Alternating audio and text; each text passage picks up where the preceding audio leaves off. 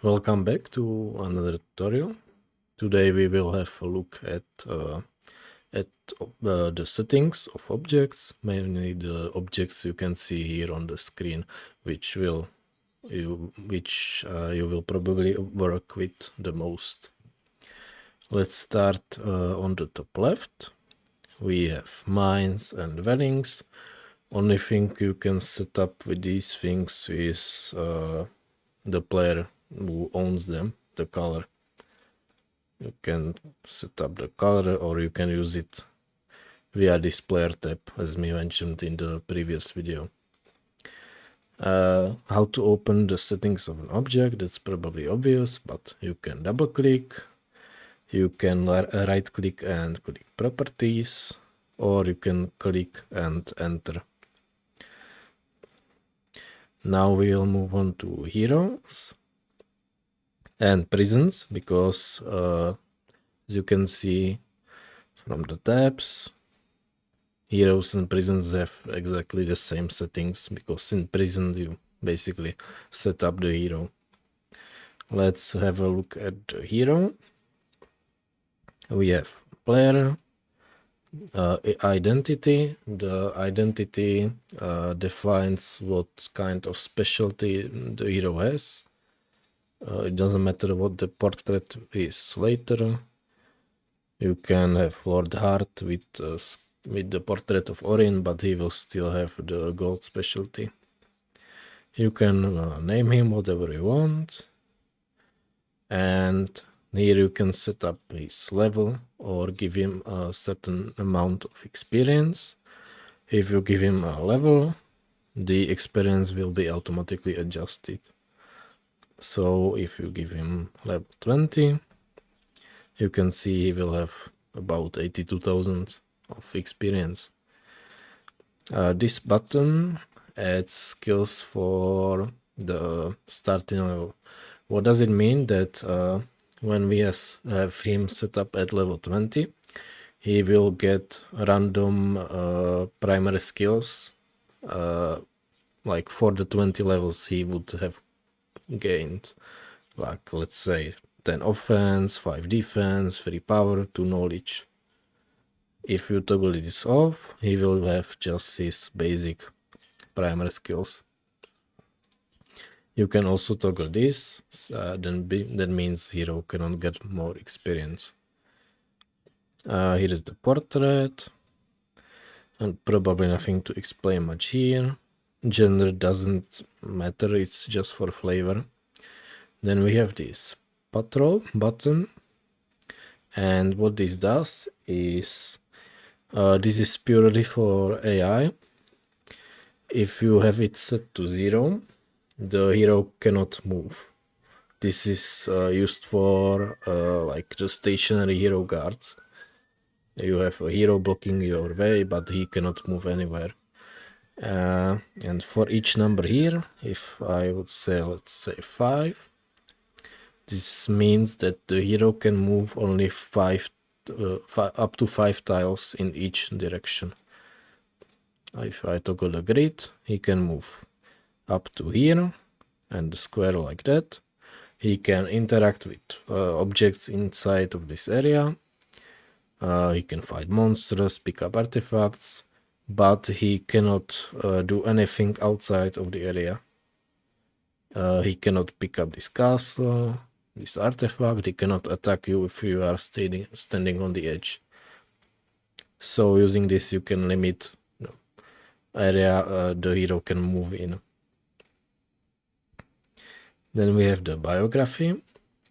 To be honest, nobody really reads that, so you can skip that. This is just a bit of flavor, the backstory behind the hero. You have creatures. You can set up the army of the hero. You can search here. What's useful is whenever you are searching in a list of many possible options, you can use your keyboard to search more effectively. Let's say I want to find Aether Dragons. I would press A, and it will automatically move me to the next creature that has A as its starting letter. So I will just keep pressing A and get to the AZ dragon. This works with any letter, and if you have it selected, you can also press here the letter. As you can see, I'm moving through the creatures starting with G. Then we have primary skills, nothing to explain here. Maximum is 99. Anyways, then we have secondary skills. Again, nothing to explain here, just you can set up your secondary skills. Artifacts, you can give him anything. You can choose slot, equip him anything. You can again search here. So let's say I want to move to D. I will artifacts starting with D. I will press D on my keyboard and it will move me there. And don't forget to give him a spell book if you want the hero to cast and he's not a mage normally. Well, even if he is a mage and normally has a spell book, if you toggle the customize and do not toggle the spell book, he will not have one. And so don't forget that it happened to me a few times.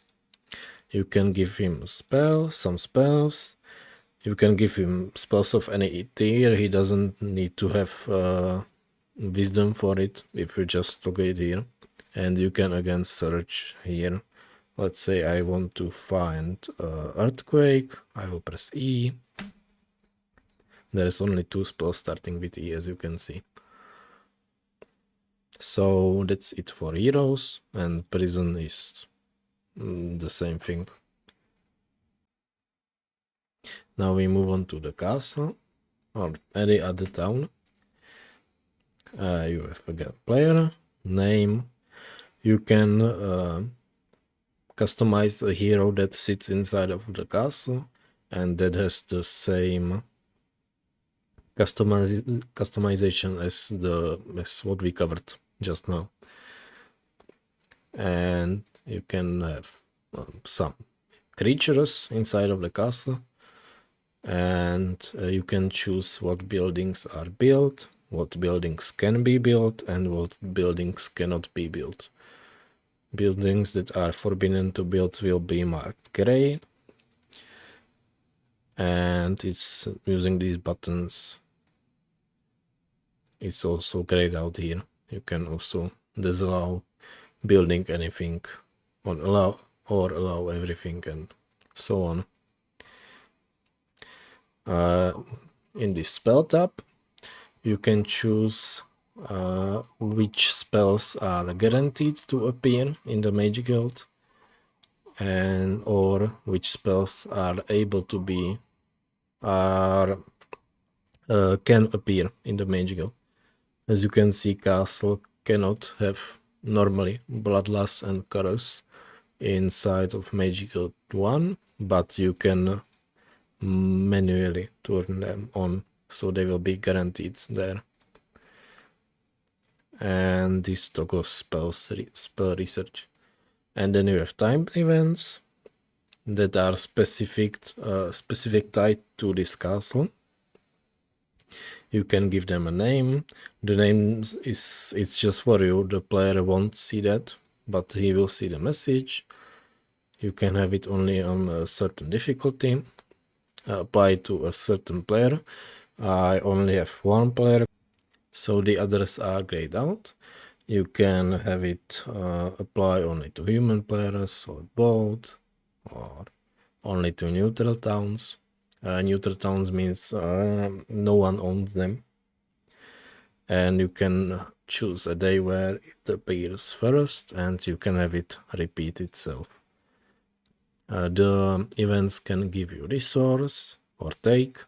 They can build certain buildings even if they are forbidden. And they can give you extra creatures for hire. They will not be added directly into the castle, but they will be added to, like, so you can recruit them.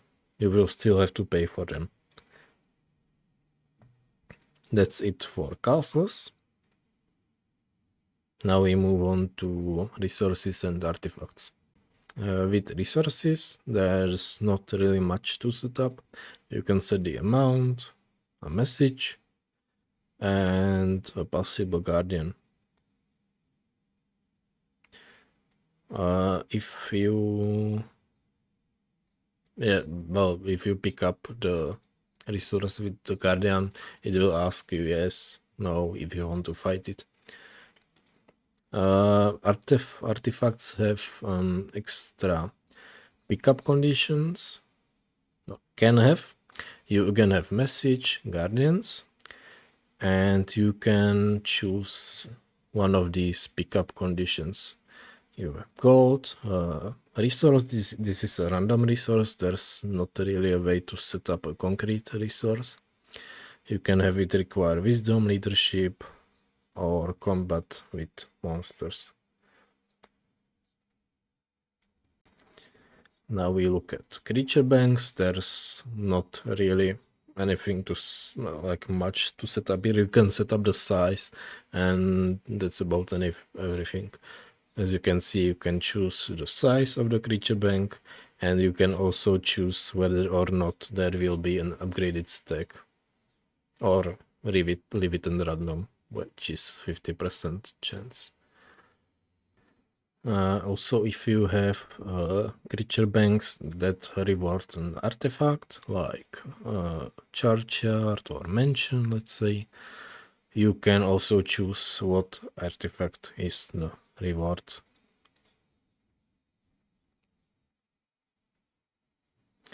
Next, we move on to events and Pandora boxes. I have them together because they have the exact same setting, but one of them is visible, the other not. So you could call Pandora box a visible event. As you can see, you have general, you can have a message. Again, choose only a certain difficulty where it appears. You can have guardians, you can have contents. Same exact for events.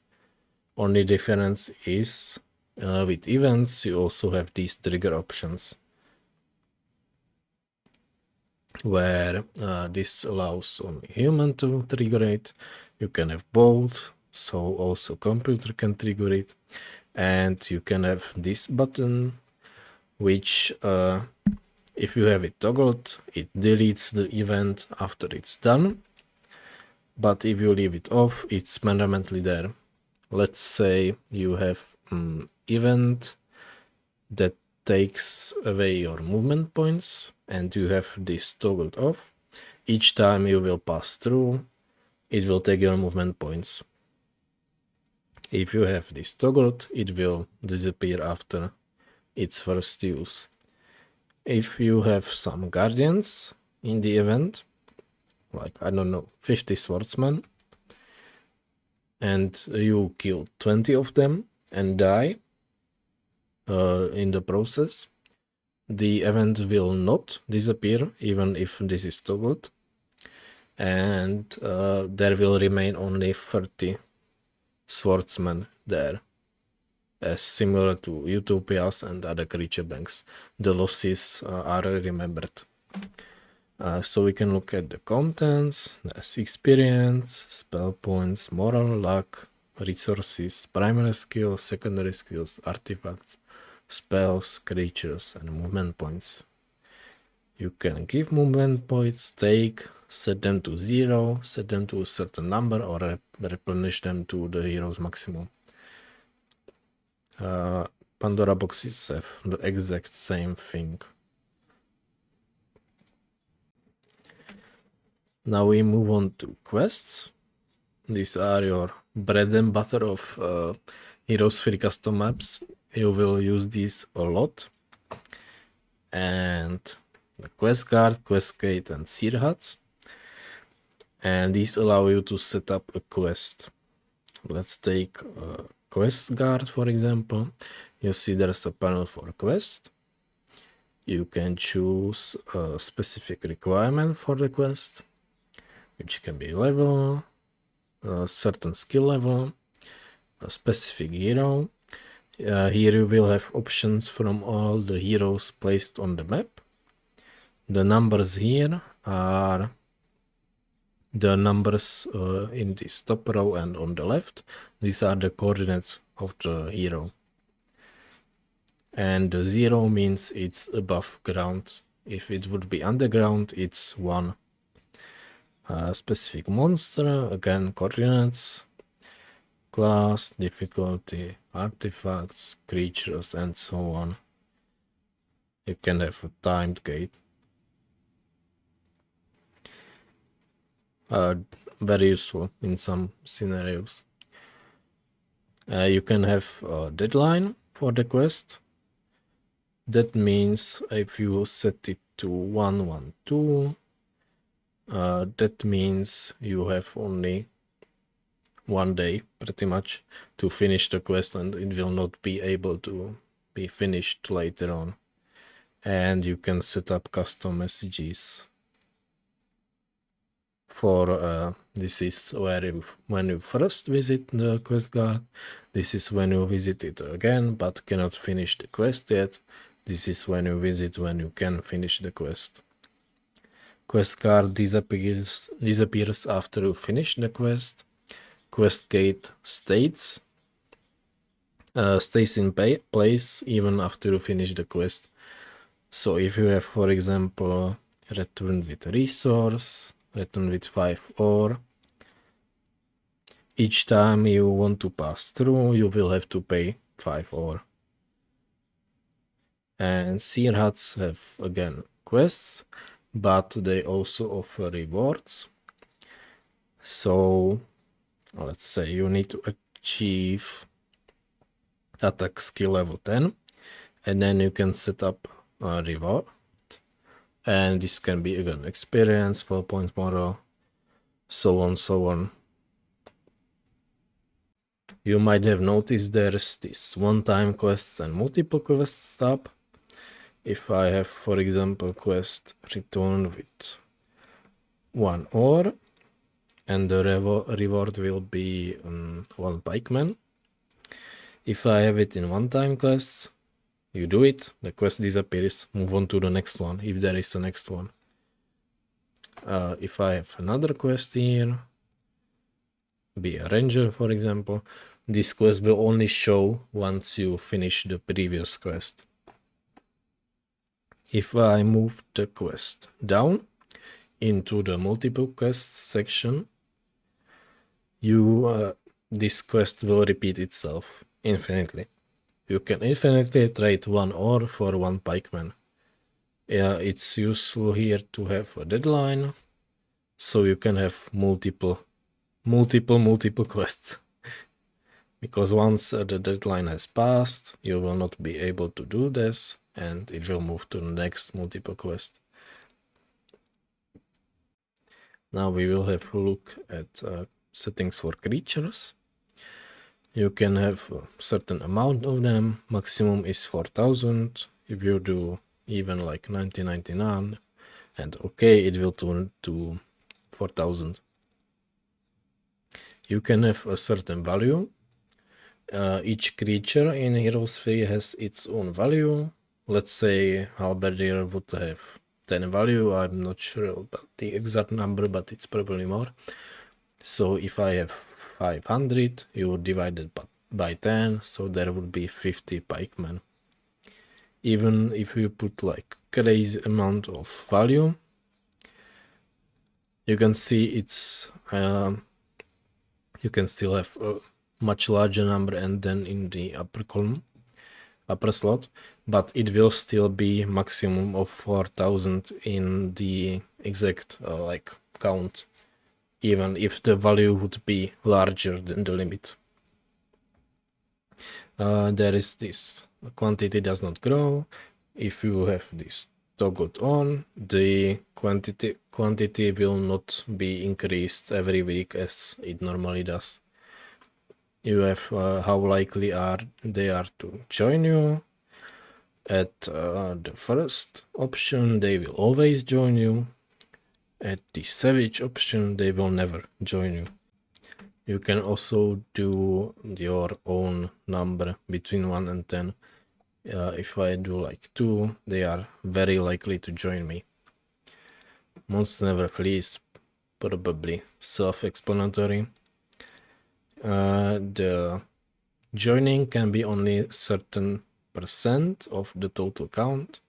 If I have like 100 pikemen, halberdiers, sorry, and I have 25% joining only, and they will always join, only 25 of the total 100 will join. If you have this toggled on, they will only join if you pay them. If you don't have enough money, they will fight you always. If you have this joining at a lower percent, you still need to pay for the full amount. So you would pay the price of 100 halberdiers, but only get 25. This is whether or not there's an upgraded stack, and this is the stack count in the battle. Probably nothing to explain here. You can also have a message for the creature, and they can carry some resources or artifacts. Now we have the combat place, so-called, the purple orb with the arrow, and for that we will first cover the general map settings, because this is tied to the arena type of map. So how do you access the map settings? You can either do that through the tools and map specifications, or as I like to do, you can use Ctrl Enter. And there's a bunch of things you can set up. You will do a lot of setting up here for your map. So you have the version, map rating, which doesn't change anything.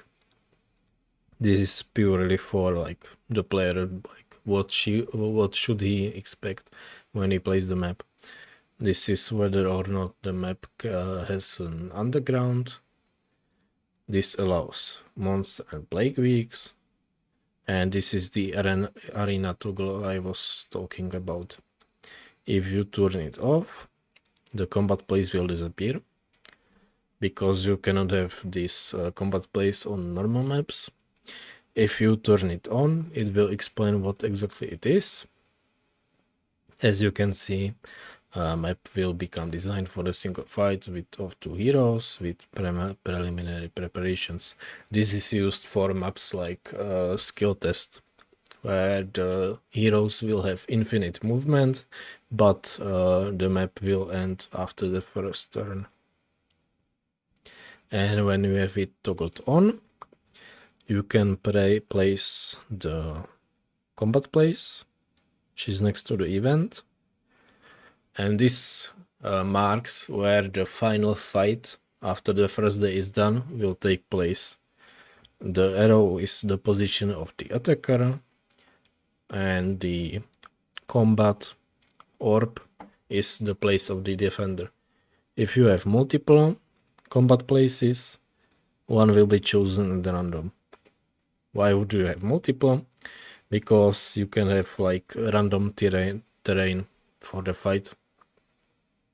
If I have only these two, there's 50% chance to fight on sand, 50% chance to fight on grass, and you can have as many of these as you like.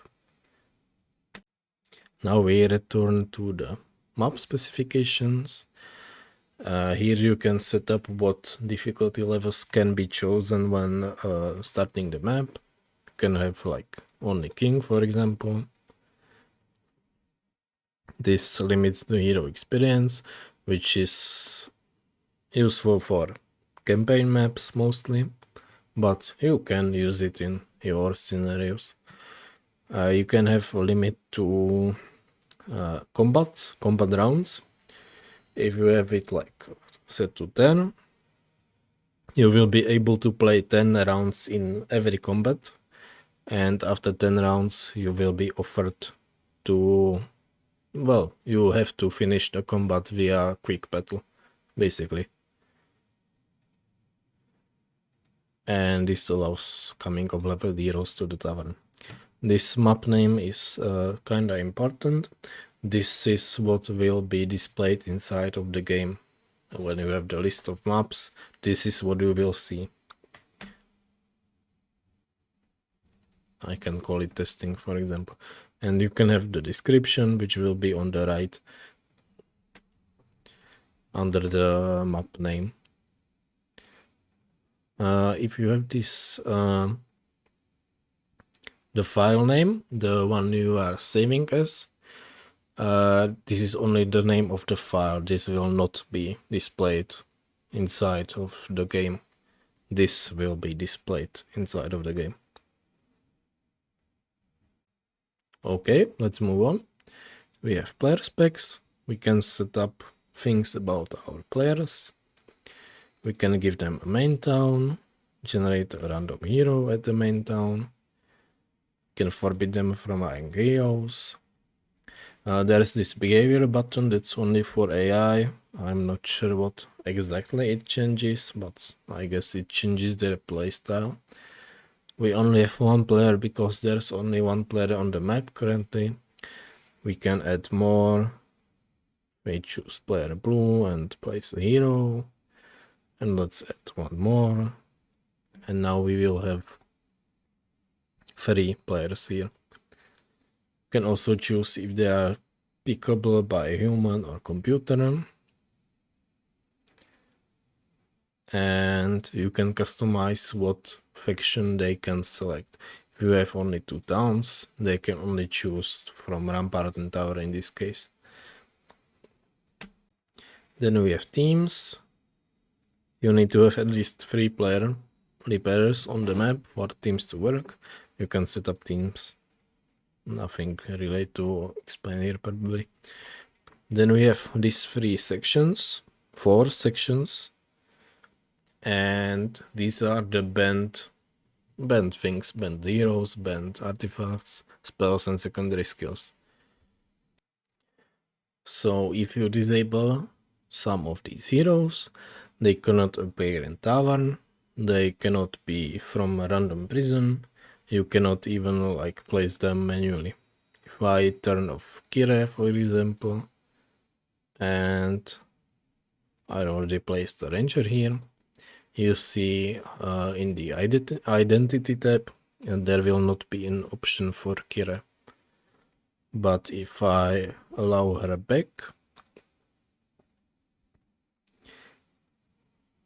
the option should appear back. As you can see here. Then we have the artifacts. You can again remove some of the artifacts. That means they will not be able to be randomly generated, like if you have random artifacts on the map or as rewards from utopias, mansions, and so on. But even if you remove them here, you can still place them manually on the map. Spells, you can disallow some spells. The removed spells will not be able to be generated inside of mage guilds and in random shrines, and they will also not show up in tomes. So if you disable the Manjador, for example, which is very common to disable this, if you have the Tome of Air, it will not appear inside of it. But you can still manually place scrolls with the Manjador on the map. Secondary skills, if you disable this, the hero will not be able to level up into them. But if they start with the skill, they will keep it. As you can see, default is resistance disabled. And then we have combination artifacts. And if you have this toggled off, even if you have the pieces, you cannot assemble the combinational artifact. Then we have the rumors. These are the little hints, messages that appear in the tavern. Nobody reads that, so skip that. we have timed events, which is similar as we had in the towns. And these are mostly for information for the player. You can have a welcoming event. Again, the player won't see this name, so that's just for you. And you can have a message, welcome to my map. You have to do this and that.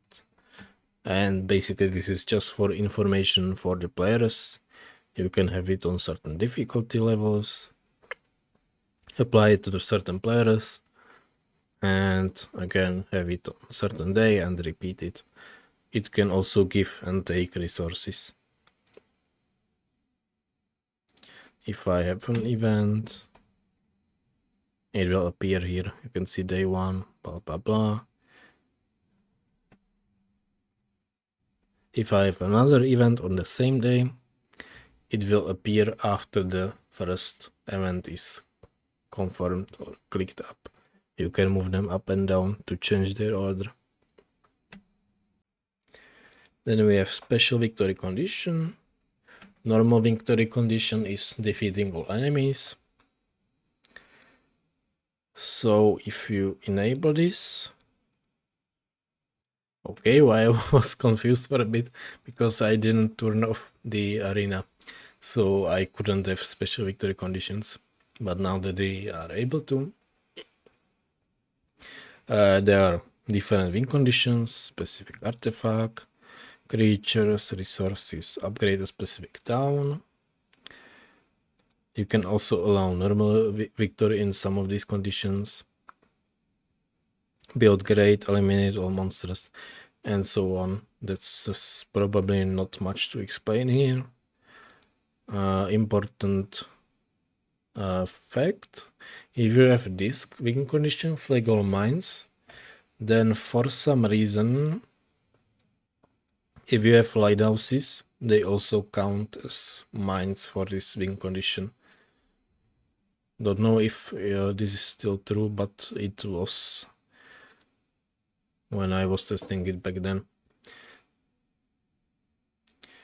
And you have special loss conditions. There are much less of them. You only have 3.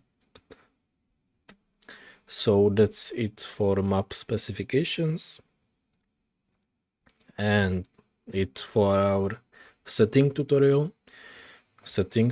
If you have any like specific questions to a certain setting, you can ask them in the comments and I will be able to help you, hopefully. And in the next video we will probably look at how to use quest card and quest gates effectively in realistic scenarios. So for now, that's it. Hope you learned something and happy map making.